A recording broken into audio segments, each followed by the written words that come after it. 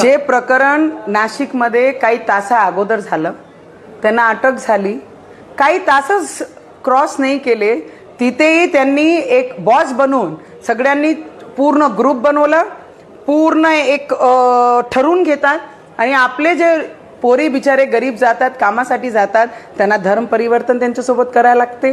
ते त्यांच्यासोबत त्यांना जबरन बीफचं मटण खाऊ घालतात, त्यांना जबरन कमला पडायला लावतात, त्यांना जबरन बुरका घालायला लावतात.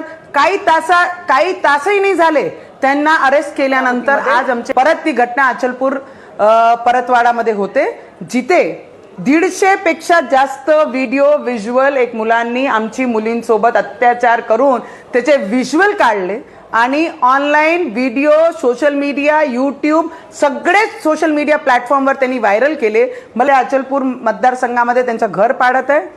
मी इथे सरळ विनंती करीन पोलीसवाल्यांना, तारीखही नको आहे आम्हाला, कोर्टही नको आहे, सरळ एन्काउंटर केला पाहिजे आणि सिटिझनशिप रद्द केली पाहिजे या लोकांची आणि या देशातून हकालपट्टी केली पाहिजे.